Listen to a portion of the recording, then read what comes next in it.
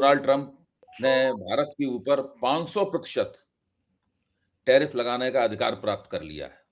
500% tariff लगाने का अधिकार प्राप्त कर लिया है।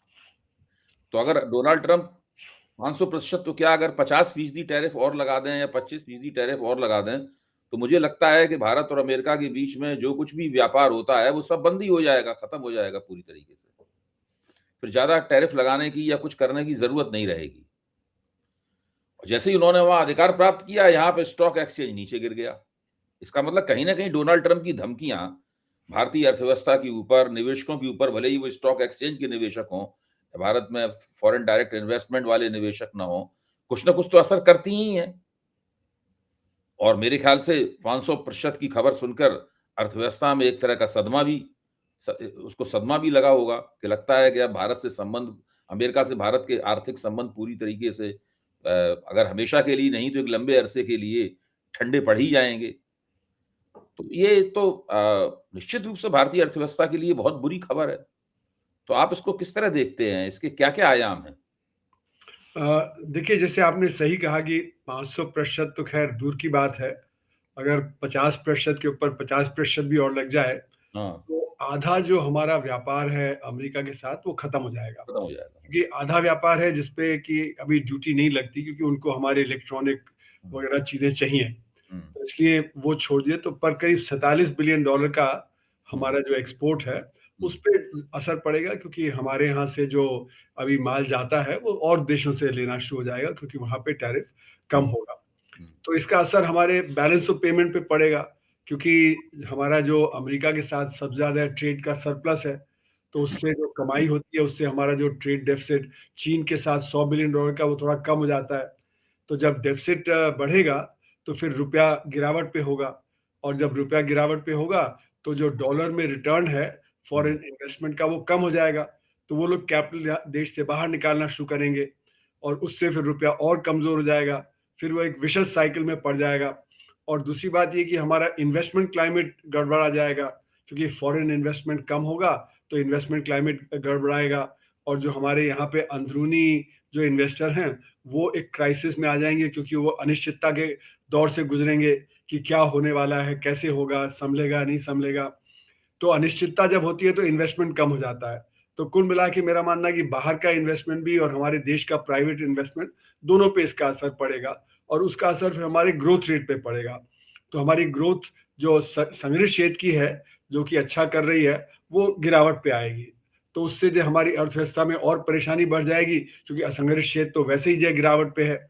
दूसरी बात ये है कि खतरा कि हमारी जो सरकार है, वो कहीं न कहीं मुझे लगता है कि थोड़ा डोनाल्ड ट्रंप की जो परेशानी उसने जो की है, उसके लिए हमारे लेबर को अटैक करेगी। लेबर पे अटैक शुरू हो गया है, जैसे 4 जो कोड थे, लेबर कोड, उनको लागू किया गया। हालाँकि वो 2019 और 20 में पास किए गए थे, लेकिन अब उसको लागू किया गया है। और उसमें सबसे बड़ी जो समस्या है कि वो ट्रेड यूनियंस को कमज़ोर कर रही हैं। तो वैसे भी हमारा बहुत कम लेबर है जो ट्रेड यूनियनाइज़्ड है, 6% ही लेबर है, बाकी तो 94% असंगठित क्षेत्र का है। तो जो हमारा यूनियनाइज़्ड लेबर है, उसको कमज़ोर किया जा रहा है, जिससे कि वहाँ पे वेजेस कम हो जाएँ।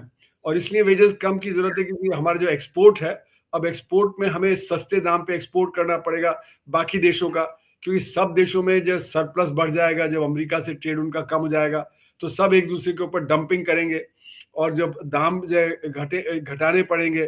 तो इसलिए मेरा मानना है कि जो ये लेबर कोड एकदम से लाए गए सडनली 4 साल बाद नवंबर में, वो इसलिए लाए गए जिससे कि हमारा यूनियनाइज़्ड जो वर्कर है, उसको कमज़ोर किया जाए, जिससे कि वहाँ पे वेजेस डिप्रेस हो जाएँ। उसी तरह हमारा कृषि का बाज़ार को भी खोलने की बात है, क्योंकि जो ट्रंप कह रहे हैं कि आपका कृषि का बाज़ार खोलना चाहिए, और इसीलिए ये जो रूरल एम्प्लॉयमेंट गारंटी स्कीम है, उसको ये नई वीबी राम जी बिल से रिप्लेस किया जा रहा है, जिससे कि हमारा जो वर्कर है कृषि में, वो भी कमज़ोर हो, और जो हमारे जो बेटर ऑफ किसान हैं, जो चाहते हैं कि वेजेस ना बढ़ें रूरल एरियाज़ में, जिससे कि उनका प्रॉफ़िट बढ़े। तो ये भी बात है कि ये रूरल जो वर्कर है, उसको भी कमज़ोर किया जा रहा है। तो कुल मिला के ये जब होगा, तो इससे गैर बराबरी देश में और बढ़ जाएगी, क्योंकि जब वर्कर की वेजेस कम होगी और रियल टर्म्स में, और दूसरी तरफ जो हमारा कैपिटल है, वो कोशिश करेगा कि उसका प्रॉफ़िट कम ना हो। तो जो गैर बराबरी बढ़ने से असर क्या होगा कि हमारी जो डिमांड है अर्थव्यवस्था में वो और कमजोर हो जाएगी। वैसे ही डिमांड की कमजोरी है, इसीलिए जो हमारा जो कैपेसिटी यूटिलाइजेशन है आरबीआई का, वो 70 और 75 के बीच में ही घूम रहा है बहुत सालों से। तो वो अगर गिरेगा तो फिर इन्वेस्टमेंट पे और असर पड़ेगा। तो कई तरह से हमारे देश पे इसका असर पड़ने वाला है, क्योंकि एक्सपोर्ट जो मार्केट है वो उतना निश्चित नहीं है। एक तरफ अमेरिका का जो टैरिफ, दूसरी तरफ मुझे लगता है डंपिंग होगी दुनिया में, सारे देश एक दूसरे पे डंपिंग करेंगे, जिससे कि हमारा जो एक्सपोर्ट है उस पर और परेशानी आएगी, क्योंकि डंपिंग जब होगी तो जो टैरिफ लगाया जाएगा, तो ईयू टैरिफ लगा सकता है, बाकी और देश। हम भी कोशिश में है कि हमारे यहाँ जैसे स्टील वगैरह ज़्यादा आ रहा है तो हम ड्यूटी बढ़ा दें उस पर। तो जगह जगह जब टैरिफ बढ़ेगा तो एक जनरलाइज टैरिफ वॉर हो सकती है, जिससे कि एक्सपोर्ट मार्केट पे परेशानी आ जाएगी। तो हमें फिर इंटरनल मार्केट पे निर्भर होना जाएगा। लेकिन हमारी जो सरकार है वो अभी इंटरनल मार्केट की तरफ ध्यान नहीं दे रही है, वो अभी भी कोशिश में है कि किसी न किसी तरह एक्सपोर्ट वगैरह चलता रहे। तो कुल मिला के ये जो अभी जो ट्रंप ने किया है उसका सारी दुनिया पे जो असर पड़ेगा, उसका असर फिर हमारे ऊपर भी काफी नेगेटिव पड़ेगा। ये नई परख के दर्शकों की तरफ से 2 जिज्ञासाएँ। पहली तो ये है कि डंपिंग का क्या मतलब है? जी डंपिंग जब भारत में इतनी ज़्यादा टैरिफ लग रहे हैं अमेरिका के, तो यहाँ डंपिंग क्यों होगी? डंपिंग का क्या मतलब है? नहीं, मेरा कहना ये था कि क्योंकि सबके ऊपर टैरिफ लगा दिया गया है, तो हुँ, सारे देश का जो एक्सपोर्ट है अमेरिका को, वो कम हो जाएगा। और हुँ, जब वो कम होगा तो हर एक के पास सरप्लस बचेगा। अब हुँ, उस सरप्लस के लिए आपको कोई मार्केट ढूँढना पड़ेगा, तो हुँ, आप दूसरे देशों पे वो जब माल सस्ता बेचने की कोशिश करेंगे, तो जब आप सस्ता बेचने की कोशिश करते हैं तो उसको डंपिंग कहा जाता है। जैसे चीन है, अब चीन का एक्सपोर्ट अमेरिका के प्रति कम होगा, तो फिर चीन जो भारत में, ईयू में, बाकी और जगह वो सस्ता माल सप्लाई करेगा, तो उसको डंपिंग कहा जाता है। तो भारत भी कोशिश में है कि दूसरे मार्केट जो खोजे, अफ्रीका में जब जब अपना माल बेचे, ईयू में अपना माल बेचे, और कुछ माल हमारा साउथ ईस्ट एशिया के जरिए अमेरिका जाएगा, कुछ यूनाइटेड अरब एमिरेट्स के जरिए वहां जाएगा।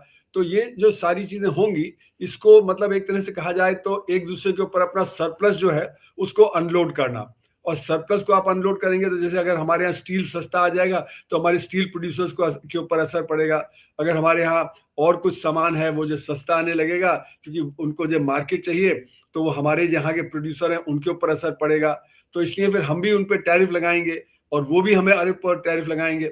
तो जब तक कि एक समझौता नहीं हो जाता अमेरिका को छोड़ के बाकी देशों के बीच में, तब तक ये चांस है कि डंपिंग होगा और टैरिफ जो लगाए जाएंगे, तो एक जनरलाइज टैरिफ वॉर शुरू हो सकती है। बिल्कुल ठीक बात। दूसरी जिज्ञासा ये है कि इसका भारत के स्टॉक मार्केट के ऊपर क्या असर पड़ेगा? देखिए, हमारा जो फॉरेन डायरेक्ट इन्वेस्टमेंट है वो तो ऑलरेडी नेगेटिव हो गया है, क्योंकि ज़्यादा अनसर्टेनिटी हो गई, और क्योंकि रुपया कमज़ोर पड़ रहा है तो डॉलर के उसमें रिटर्न कम हो रहा है। और डॉलर में जब रिटर्न कम हो रहा है तो बाकी जो फॉरेन इन्वेस्टर है वो देख रहे हैं कि अमेरिका में स्टॉक मार्केट बहुत तेज़ हो गया है, वहाँ पे जो टेक्नोलॉजी कंपनीज है वो बहुत अच्छा कर रही हैं, तो वहाँ का मार्केट तेज़ हो गया है, तो यहाँ से क्या पैसा निकाल के बाहर लगा रहे हैं। तो इसलिए हमारा स्टॉक मार्केट जो है वो भी अनिश्चितता के चलते हुए कभी ऊपर हो जाता है, कभी नीचे हो जाता है। जब थोड़ी बहुत कुछ खबर ठीक आती है तो थोड़ा बहुत ऊपर होता है, फिर उसके बाद नीचे हो जाता है। अब 500% टैरिफ के बाद तो सबको लगा कि इसका जब काफ़ी भारी असर पड़ेगा भारत की अर्थव्यवस्था पे, इन्वेस्टमेंट क्लाइमेट पे, तो इसलिए वहाँ से पैसा और निकलने की गुंजाइश है। और इसीलिए हमें लगता है कि जो सभी लोग एक तरह से विथड्रॉ कर रहे हैं स्टॉक मार्केट से, और उसका असर फिर होगा, स्टॉक मार्केट गिरावट पे आएगा। अच्छा, भारत को ऐसा लग रहा होगा, भारत के आर्थिक नीति निर्माताओं को और जो रेगुलेटर्स हैं और जो बड़ी-बड़ी हस्तियाँ हैं, जो सोचती हैं, जिनकी ऊपर ज़िम्मेदारी है अर्थव्यवस्था की, उनको ये लग रहा होगा कि भई अमेरिका से तो लगता है कि अब दाल नहीं गलेगी। क्योंकि जो वाणिज्य समझौता है दोनों के बीच में, वाणिज्य संधि है, वो भी होते हुए दिखाई नहीं पड़ रही। उसके जी हाँ। बारे में ये तक कहा गया है वहाँ से कि अगर मोदी जी ने फ़ोन नहीं किया ट्रम्प को, अगर हाँ। फ़ोन कर देते, तो फिर वो हो सकता है कि वो संधि हो जाती। ट्रम्प ने नाराज़ हो गए इस बात पे, जी हाँ। उन्होंने उनके अहंकार को ठेस लगी और उन्होंने नहीं किया। तो इसके पीछे एक ये भी कारण हो सकता है कि मोदी जी मान लीजिए फ़ोन करते उनको और ट्रम्प कहते कि आप कृषि क्षेत्र खोलिए हमारे लिए। जी हाँ। तो मोदी जी के सामने 2 ही चारे होते, जी या हाँ। तो कहते हाँ खोलेंगे, जी हाँ। या कहते नहीं खोलेंगे। हैं? बिल्कुल। तो अगर नहीं खोलेंगे मतलब है कि बात टूट जाती, और जी हाँ। खोलेंगे कहते हैं तो भारत में यहाँ पर राजनीतिक उसका नुकसान बहुत ज़्यादा होता, बिल्कुल। परेशानी हो जाती। तो मोदी जी के सामने इधर कुआँ उधर खाई थी। जी हाँ। हो सकता है इसलिए उन्होंने फ़ोन ना किया हो उनको। मतलब मैं एक जी हाँ। अनुमान कयास लगा रहा हूँ जी कि हाँ, ये जी बात हाँ। ये बात हो सकती है। बहरहाल, तो स्थिति ये है कि जब अमेरिका मान लिया गया है कि अमेरिका के साथ कोई दाल नहीं गलने वाली है, तो उसकी भरपाई क्या भारतीय भारतीय अर्थ मंत्रालय जो है, भारतीय अर्थव्यवस्था चीन के साथ आर्थिक संबंधों को बढ़ा के करना चाहते हैं क्या? क्योंकि देखिए, जो खबरें भारत आई हैं, वो जी खबरें हाँ। बता रही हैं कि भारत सरकार चीन के साथ अपने आर्थिक संबंधों को कई पहलुओं से जी हाँ। बढ़ाना चाहती है, बिना इस बात की परवाह किए हुए कि चीन और भारत के बीच में सीमा विवाद बहुत ज़बरदस्त है, उसमें जी हाँ। भारत काफ़ी अपमानजनक स्थिति में है। गलवान में 21 भारतीय सैनिक चीनियों के हाथों मारे गए थे, उसके जी ऊपर हाँ। फ़िल्म भी बन रही है बैटल ऑफ गलवान, इसमें सलमान खान हीरो हैं और चीन ने हाँ। उसकी आपत्ति भी जताई है। उसके बाद लद्दाख में 2 काउंटियाँ भी बना ली हैं और जी अभी हाँ। पेंटागन की, अमेरिकी युद्ध मंत्रालय की रिपोर्ट आई है जिसके अनुसार चीन भारत को सब तरफ से घेरना चाहता है, तो इस भारत की चीन के साथ तो बहुत खराब स्थिति है। आपकी बात सही है।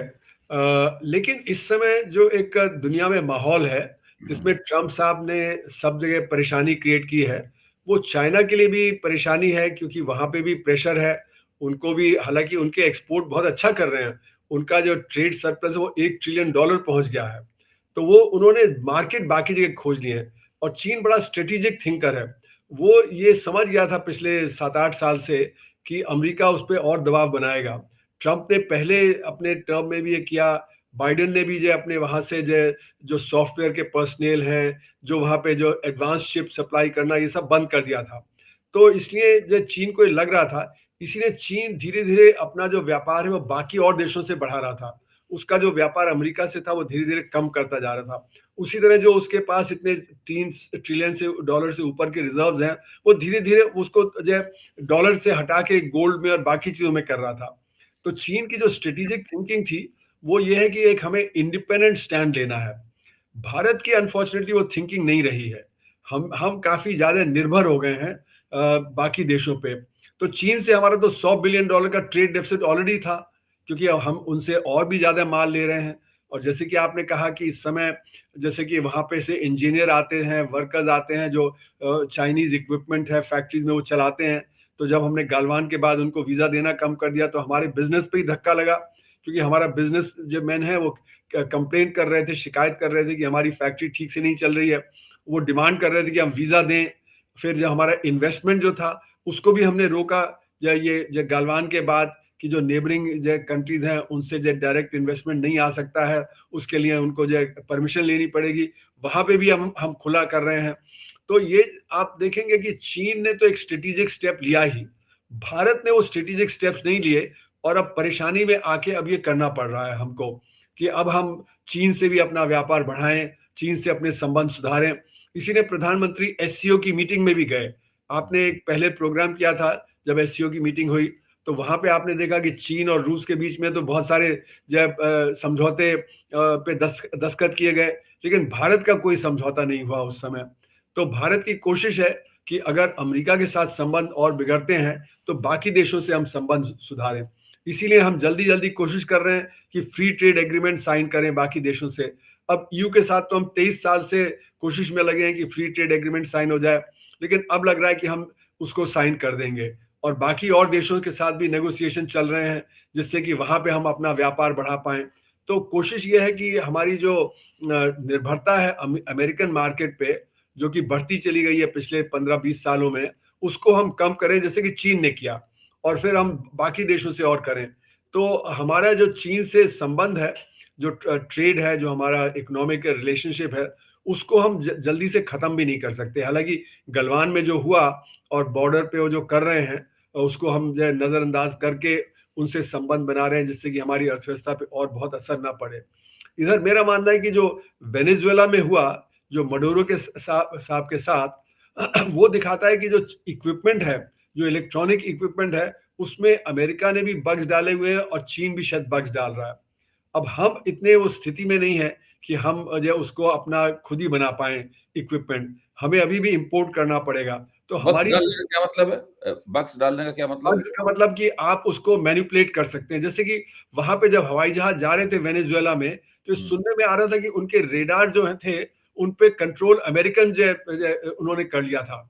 तो अमेरिकन कैसे कंट्रोल करेंगे जबकि वहां पे उसमें कोई बग्स होंगे या कोई उसका जो सॉफ्टवेयर होगा जिसका कंट्रोल उनके पास है, या जो चिप्स उसमें इस्तेमाल हो रहे हैं उसमें कोई चीज है जिससे कि वो उसको कंट्रोल कर सकें। उसी तरह सुनने में आ रहा है कि और भी चीजें जो इलेक्ट्रॉनिक वॉरफेयर वहां पे उन्होंने किया अमेरिका में, तो जो वेनेजुएला के जो आर्मी थी, एयरफोर्स थी, हुँ, उसको कंप्लीटली एक तरह से ब्लाइंड कर दिया उन्होंने। उसको जो मतलब जो पता लगना चाहिए था कि भाई ये अमेरिकन फोर्सेस आ रहे हैं और उससे डिफेंस उनको करना है। तो मेरा मानना है कि हमारी जो स्थिति है वो इसलिए भी खराब रहेगी क्योंकि हमारा इक्विपमेंट, इलेक्ट्रॉनिक इक्विपमेंट काफी हद तक चीन से आता है और अमेरिका से आता है। तो ये खतरा मुझे लगता है बना हुआ है कि वो हमारे इक्विपमेंट को कंट्रोल कर सकते हैं और हमारी जो जो युद्ध करने की कैपेसिटी है वो कमजोर पड़ सकती है। तो इसलिए भी मुझे लगता है कि हमारी जो स्ट्रेटेजिक ऑटोनॉमी होनी चाहिए एक इंडिपेंडेंट स्टैंड लेने की, वो स्ट्रेटेजिक ऑटोनॉमी एक तरह से हमारी कॉम्प्रोमाइज हो चुकी है और इसीलिए हम इंडिपेंडेंट स्टैंड अभी नहीं ले पाएंगे। और अमेरिका के साथ भी कोशिश करेंगे, बाकी देशों के साथ भी कोशिश करेंगे और अपना ट्रेड को डाइवर्सिफाई करने की कोशिश भारत को करनी पड़ेगी।